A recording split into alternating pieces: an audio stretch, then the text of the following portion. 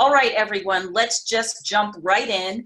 Obviously, I'm Casey Carpenter, and I am CEO and founder of Speak and Own It Communications. And today, we're here to talk about how to really own the virtual room. Now that things have shifted, you're probably being called to represent yourself and present your expertise in a different way. So if you're worried about it, don't worry. I gotcha. And I'm going to take you from worried to wow, and how you can stand out when you have to deliver online presentations. These can be meetings. These can be any occasion where you have to really work with other people and now do it online, do it virtually, where we used to do it in person. So I would be remiss if I did not call out this unprecedented elephant that we are faced with dealing with right now. In our lifetimes, we've never been faced with something like COVID-19. And almost overnight, I will say seemingly over the last month, things have shifted dramatically. A month ago, I took a flight and I went to Texas. And I had a meeting where perhaps 500 of my speaker colleagues were in attendance. And we talked and we laughed. Now we're not able to do that. We're barely able to leave our communities. So this really calls for a new approach for the way that we're doing business. We don't know what's going to happen. And we literally were knocked around by this unprecedented elephant. So my words for you today, this is for you if you're struggling a little bit with getting online, if you're hesitating about jumping into making these presentations, if you're worried about the technology, this is the perfect place for you to be right here, right now. So, quick poll. I'm going to put some situations on my screen. I'd like you to interact in the chat and just type yes whenever you see anything that has really affected your world. Okay, here we go. If you have had any events cancel on you, I have a dear friend in the chamber who is an event planner, and this is her reality. If you've lost any clients, or if they've said to you, you know what, we're not going to do it right now, we're going to push this off a few weeks. Asking for refunds, the dreaded asking for their money back, if this has happened to you. If you're wondering, okay, is it cool to prospect? And how do I prospect? Maybe I shouldn't be selling right now. What do I do? I've got to keep my business going. So if that's you, please go ahead and put a yes in the chat. If your sales activity is really dwindling, if your pipeline is low or if it's gone, type a yes. Or if you are just plain worried, type a yes. Leslie, what are you seeing? Are you seeing a bunch of yeses?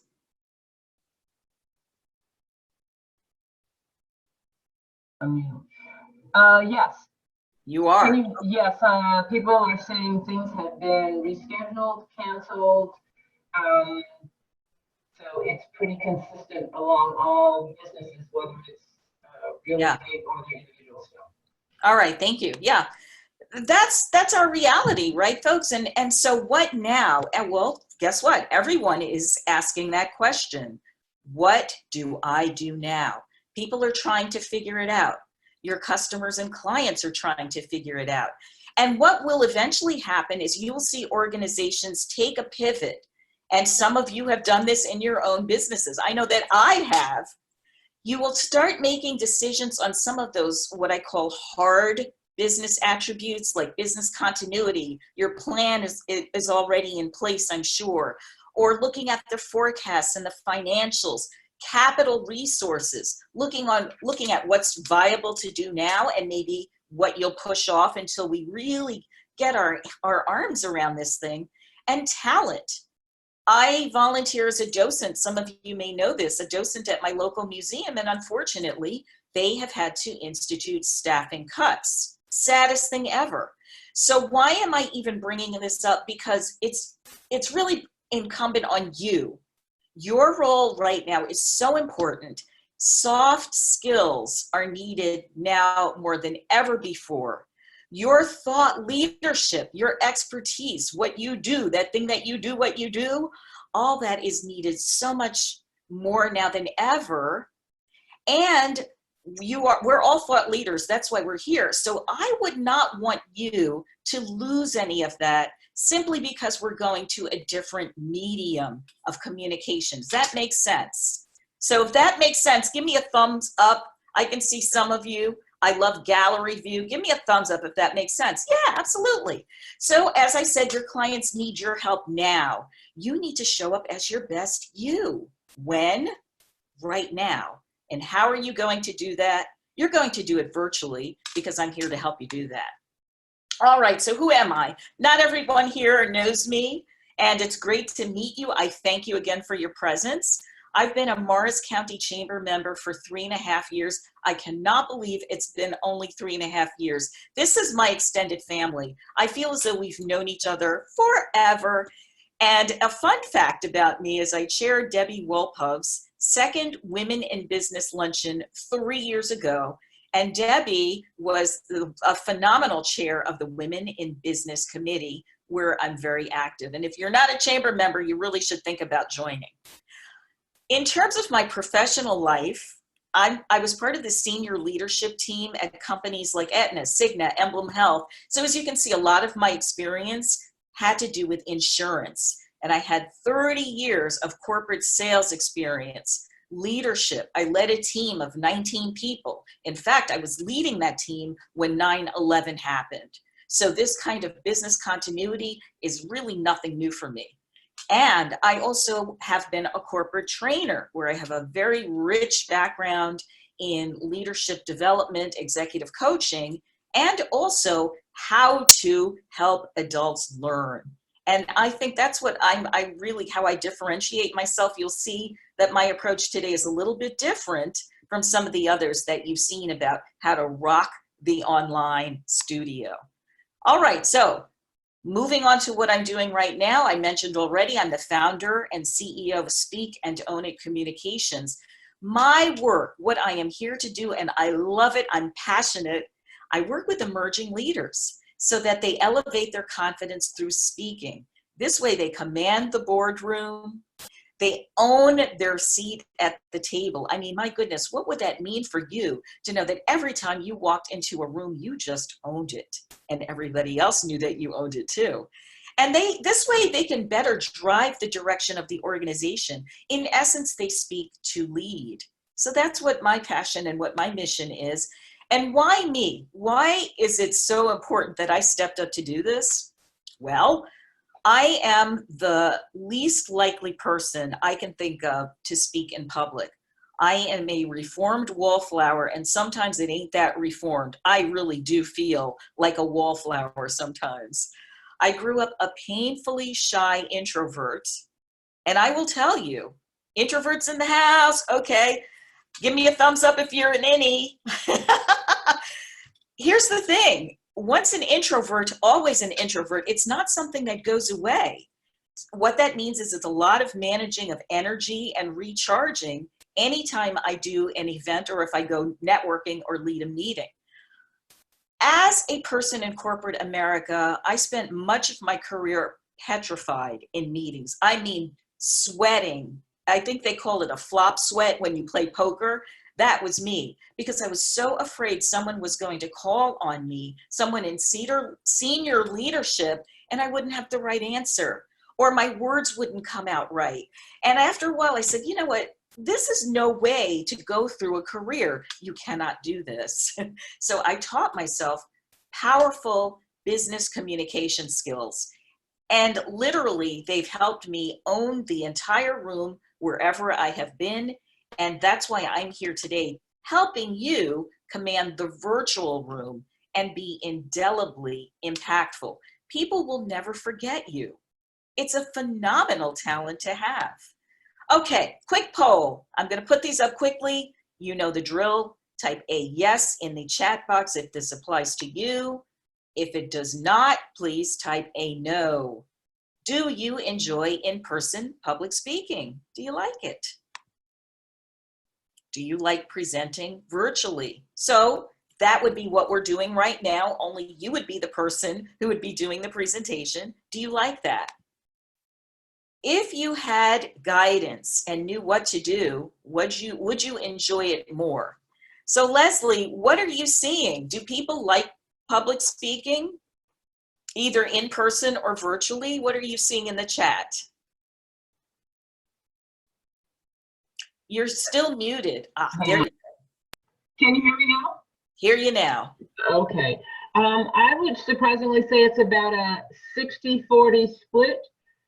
We have a lot of yeses on here, trepidation about virtual, but a lot of people like to speak. I think that's great. Fantastic. So then that will enable us to take this to a higher level. Wonderful.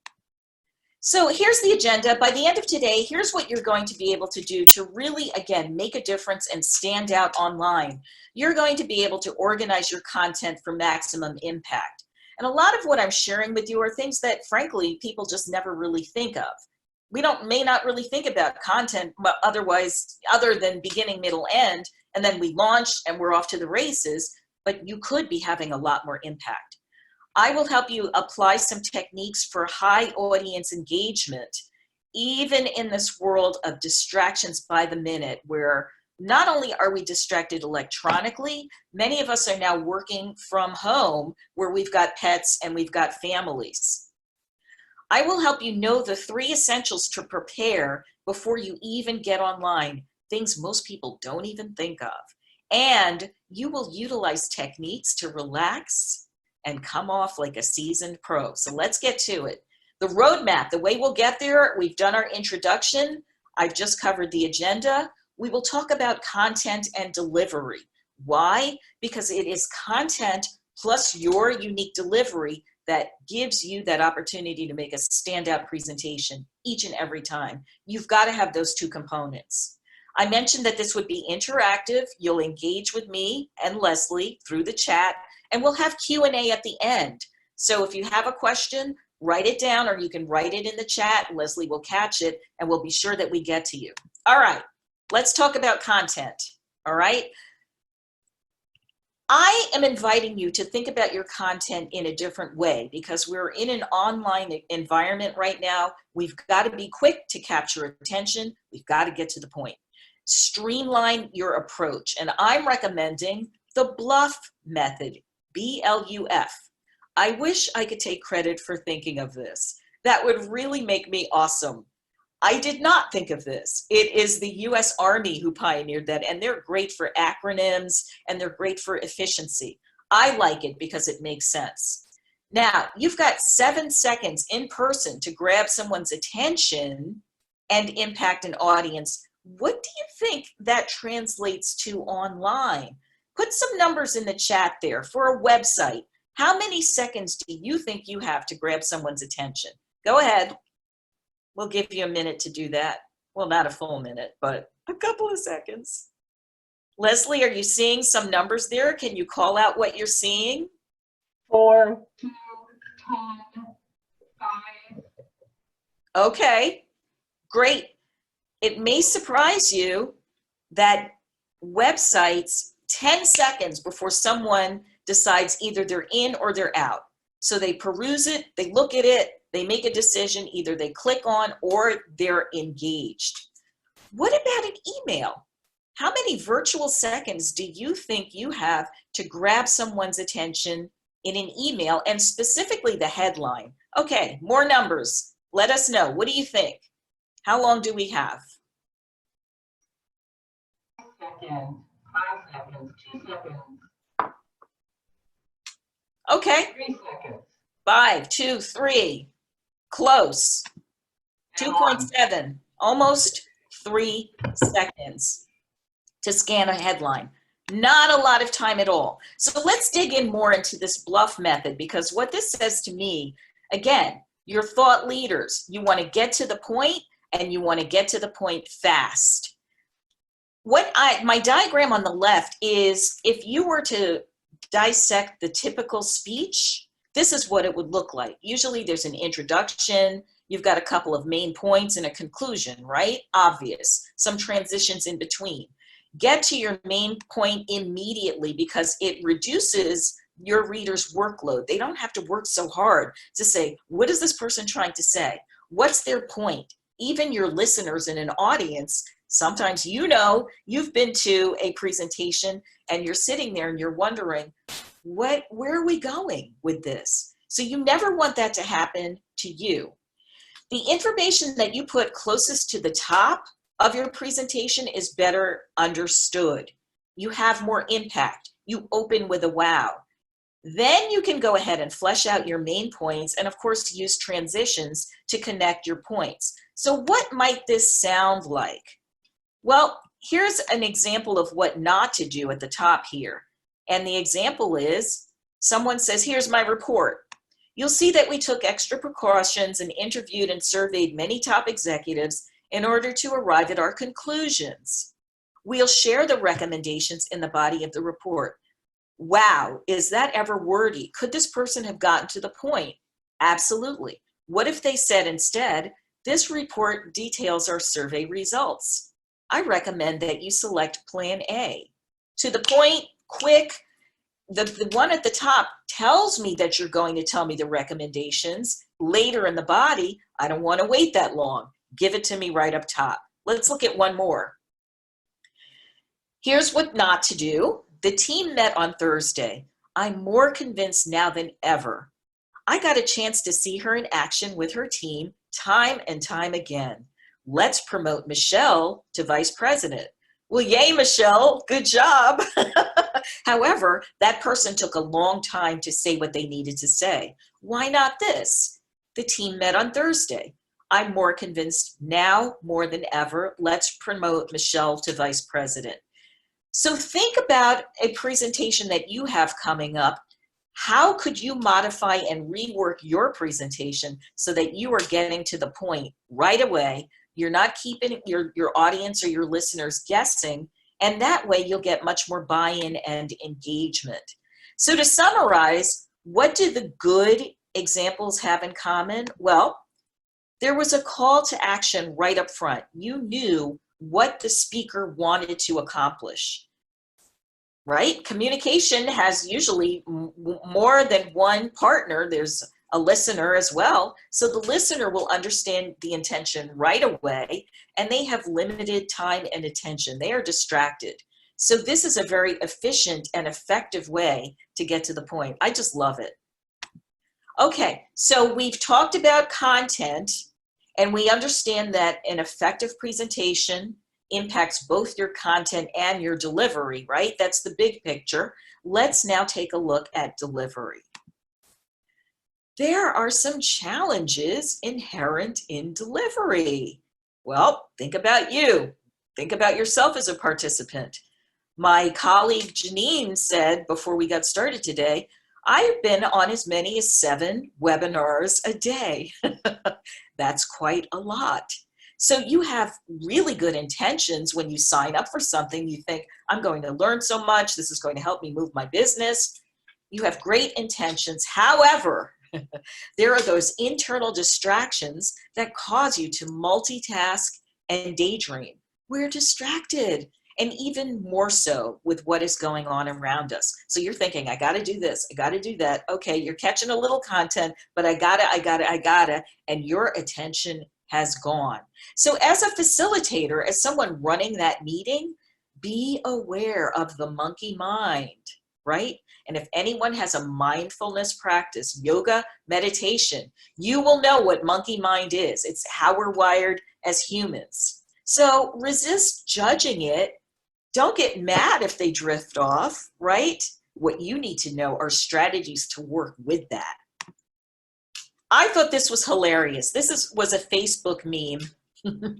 And it's a diagram of a Zoom conference attention span. And imagining that your entire attention is 100% and would represent that entire wheel.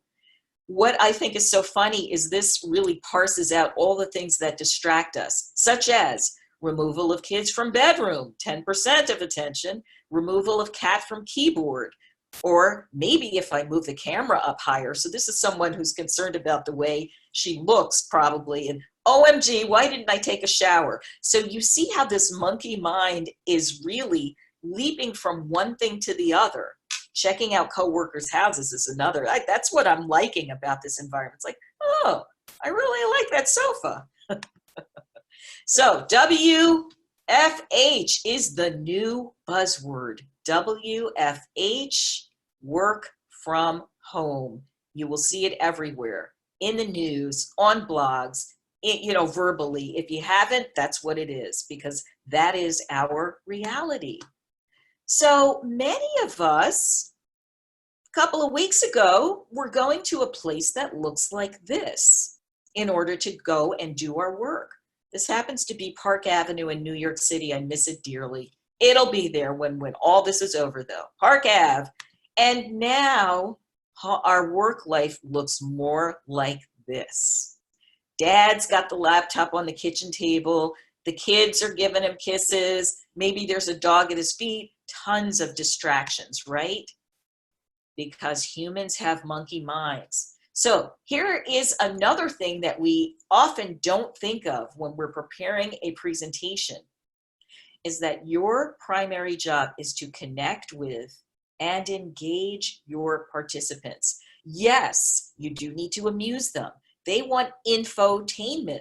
They don't want a lecture. They don't want a barrage of information. They want to be entertained and engaged.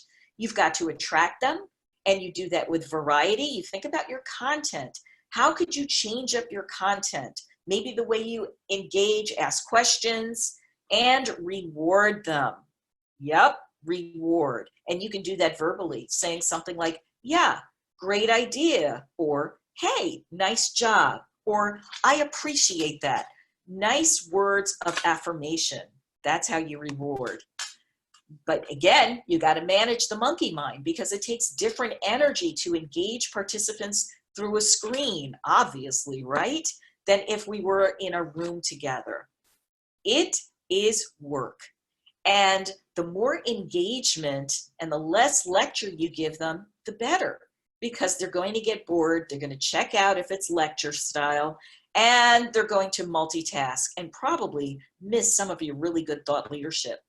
So encourage the chat, leave it open, let them engage, because it's a stream of consciousness, and it lets people have social interaction with each other, which we're all missing and craving right now. You can ask them to ask questions and have them write and hold up the answers. So maybe something like this. And whether or not you can even see every participant doesn't matter. The point is you are getting them engaged. You're having them do something. You're keeping them active. Keep them meaningfully occupied. So do you like these ideas?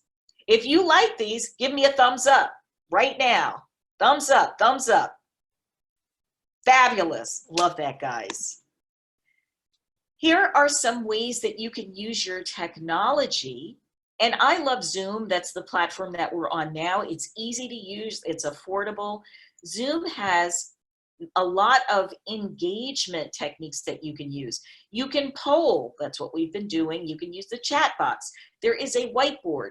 Virtual breakout rooms occur when you can split people into small groups where they can further interact and engage. Change the pace. If you've been going fast, maybe slow it down a little. Pause for reflection. Ask, what are they thinking?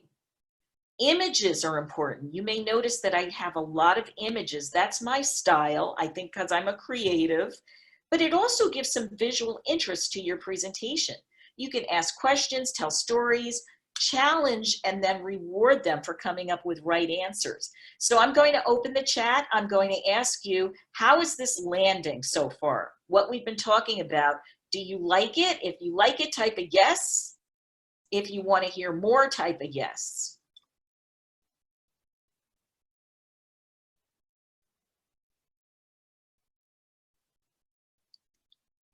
Leslie, what are you seeing there? Well, I'm quite surprised they're all no's. They're all no's. All right, guys. No, they're all yeses. Okay, fantastic. With comments like helpful and interesting. Good, good. All right, let's keep moving. All right, I like to use the gallery view for engagement because that way I can see all of you. If it's a huge meeting, you may not be able to do this, but I can see a few of you, and that helps me know that you're tracking with me. So to the degree that you can, use your gallery view when you have a meeting. That way you can read the room, you can get a sense and tap into what people might be thinking and how your message is landing. Now, the third thing that a lot of people don't even think of before they jump online is that there are other things to manage. Whoopsie.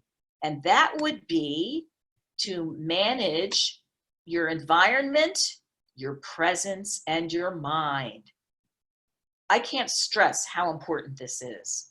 And when I share it with you, you'll agree with me. First of all, your device, which could be your phone, could be your iPad. In my case, it's my laptop. It tells the truth. TTT, tells the truth. So what does your Zoom camera say about your environment? Is it messy? Is it neat? What about you? Are you dressed and looking like you're ready for business and prime time?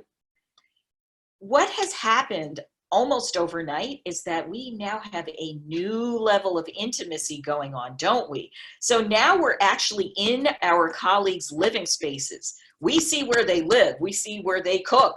And some people who live in apartments may be Zooming from their bedrooms. So stage your environment and see what your camera sees before you go live. In other words, you can set up a Zoom meeting and turn on your camera and look at your frame. That's what I did before I started today. Does everything look okay? Does my blouse look okay? My jacket? You notice I've got some flowers back there to dress up my set. So see what your camera sees first, so that way you don't have any embarrassing bloopers. Now, this could be the reality of what your home office looks like. No judgment here. I got to tell you, I'm a creative. I can be real messy, and I have a lot of papers. So what can you do? Well, you can set up a virtual background in Zoom. I'm sure you all know this. This screenshot shows you where to go, and you can literally go to San Francisco or the edge of the earth or upload your own photographs so that you can have a creative background. Or keep it simple. If you look behind me, you'll see that I like to use an oriental screen. It's very simple, it's not distracting, and it's very professional. So you can all get some kind of screen on Amazon if getting a virtual background does not work for you, because it's helpful to use a green screen if you do use the virtual background feature. All right, so get the technology to work for you. These are two things that I just invested in. Right now I am using a ring light. It is shining so that my face is more illuminated and so that you can see me. And if there's anyone here who needs to read my lips, I'm making it easier for you. So ring light is available on Amazon. That's this. And on my right is an example of a green screen with a tripod. And mine just arrived yesterday, so I am super, super, super excited to get that baby out and start playing.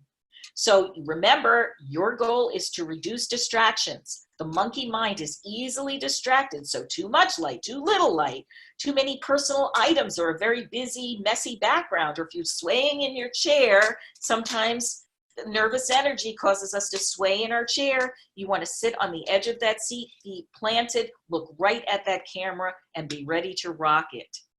So allow for your face to have natural animation, because that little screen magnifies what you say and do. It's not like you're in a big meeting room or in a conference room or a big stage where sometimes things are not seen. We see it. Camera angle, really super duper important. Manage your presence. Too low, you're seeing the bottom of my chin. Off center, you're not seeing my whole face. You want to see me sitting straight head on to the camera so that you can see everything. All right, manage your mind. Again, things most people never think of. Before you show up, what's happened in your world that day?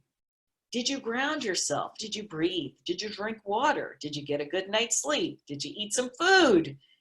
I want you to have a positive expectation of success. It's going to go well. Your audience is on your side. You're a thought leader. Ground and center yourself before you even start and bring your best self, whatever you need to do to bring your best self. What I do is different. I took a boot camp class at 8 a.m. this morning in my kitchen. That's what I needed to do to feel really good so that I could show up and be my best self for you today.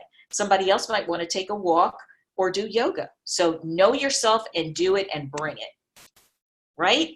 I think we just talked about this a little bit. What I like to say is you can implement a nice breathing exercise. Breathe in calm, exhale confidence. Breathe in calm, try it. Exhale confidence. Breathe in calm, exhale confidence, and know that you are the best person at the best time to lead this presentation. You've got this. All right, let's review our agenda, and then I'm super excited to open it up for Q&A. I promised by the end of this masterclass you'd be able to organize your content for maximum impact. We talked about that. That was the Bluff Method, bottom line up front. I also said that you would be able to apply techniques for high audience engagement. So a few of those things that we talked about were using the chat or the breakout rooms or gallery view. Often I had you give me a thumbs up or chat yes or no in the type yes or no in the chat box. So I'm hoping that I kept this moving quickly enough that you didn't even have time to multitask. I also promised that you would know the 3 essentials to prepare before even getting online, things most people don't even think of, which was how to organize your content for maximum impact, knowing that humans have monkey minds, and then how to manage your presence, your environment, and your mind. And this way, honestly, you will utilize techniques and to relax and come off like an experienced pro. You're going to feel so good the next time that you have to do this. So before we open up to Q&A, I have something for you. I have a gift for you. Those of you who know me know that I love to give, I love to volunteer, and today is no different. So I am offering for, whoopsie, you got to see what the offer is, for the first 10 people who email me at casey@speakandownit.com, a completely complimentary half-hour session where I will help you with your content and your delivery for your next virtual presentation. That is right, it is complimentary, and I think there's a commercial where they say free, free, free, free, free, free. So 30 minutes, you get to rent my brain, and I will help you present like a pro that you are. All right, casey@speakandownit.com, the first 10. Why don't we now open up for Q&A? I would love to hear from you, what questions you have, and any thoughts or impressions. Wonderful. While we are waiting for those questions, I'm just going to make a brief announcement regarding the chamber. So Casey, thank you so much for this information. As someone who is literally hosting a webinar every single day at noon, I find this information to be very useful.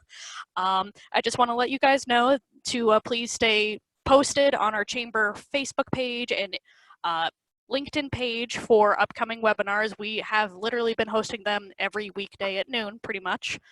Tomorrow's webinar, or not tomorrow's, excuse me, Monday's webinar is Sustaining Business Through Process Improvement. So you can also check our YouTube page and our website's video library for recordings of these webinars, including Casey's, for future reference. And I did, Casey, get a question that was directed, I believe, in a private message to me.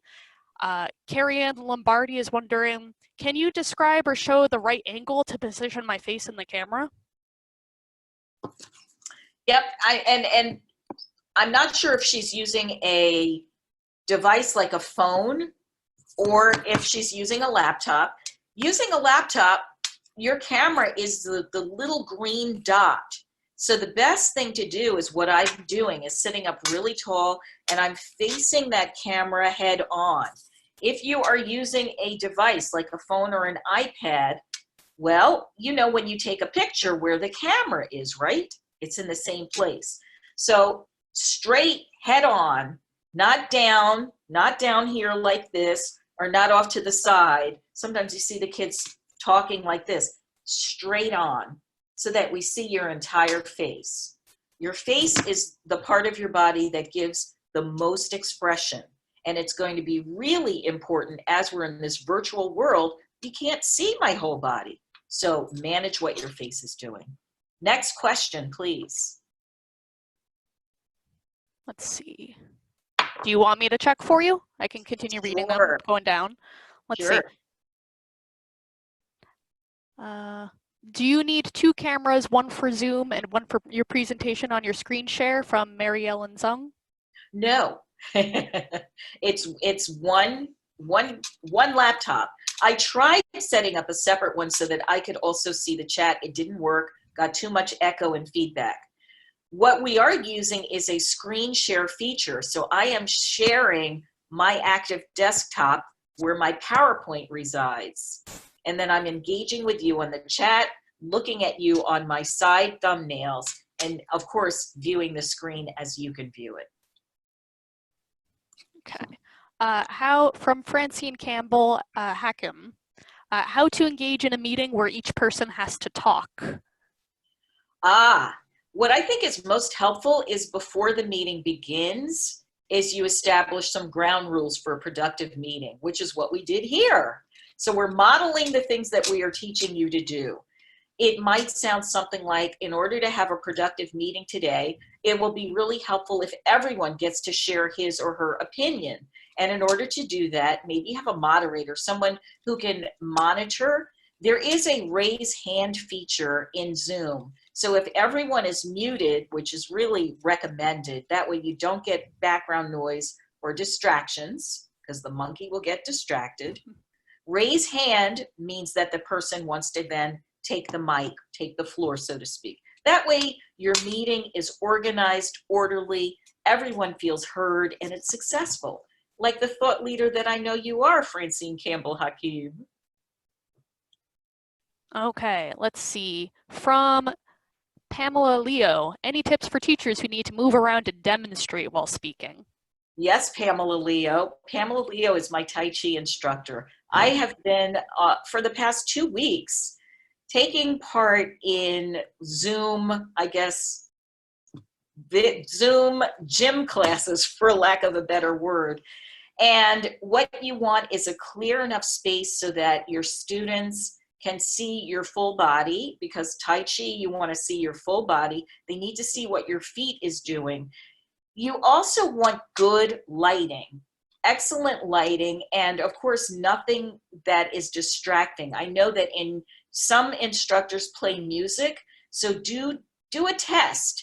Make sure that your music is clear. What you can do is have someone else Zoom in who can help you vet, yeah, that sounds good, or no, that's too loud, so that before you start, you're clear. The main thing is that you are visible. So if that means that you need enough room to move back from your camera, you might have to do that. And I would say play around with it. And I can help you with this. In fact, you know, if you want to get on a Zoom, I can help you position your laptop or phone so that you can be easily seen.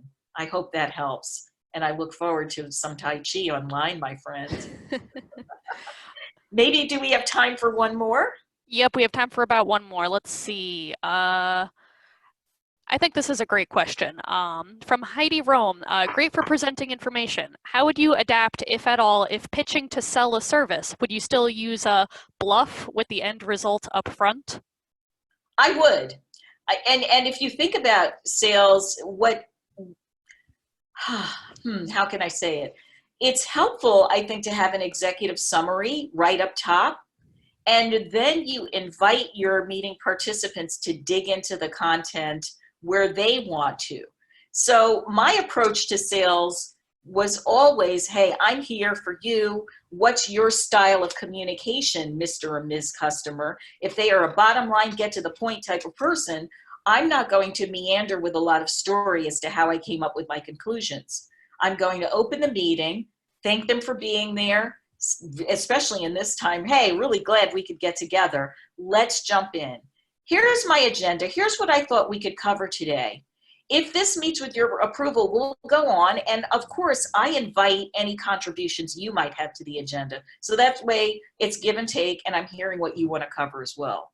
Bottom line right up front, boom. And then you're inviting, hey, you know, should we need to dig into this further, we can make some time to do that. But I definitely would.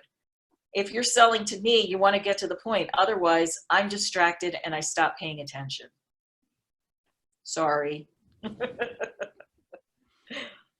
Okay, so we're just about 12:45, so we do try to have a hard cutoff just to respect everyone's time. So thank you everyone for tuning in. Thank you so much to Casey for this information. Again, personally, find it very useful. So, Thank you. all right, Okay. yes, Wendy. Oh, It's Wendy, yes. Hi, yes. Hi, Casey. Fabulous job. Thank you so much. And hopefully we'll connect this afternoon.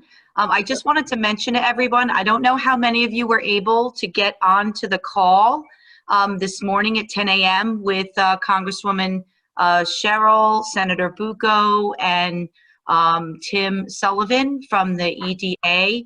Really important information for small businesses, for gig, you know, our giggers and everybody out there. If you didn't have a chance, it will be, you know, they'll place it on our website so you can watch the retake. So thanks everybody. Stay safe and healthy. Thank you. Wendy. Thanks for the opportunity. Good weekend, everyone. You too. Take care, everyone.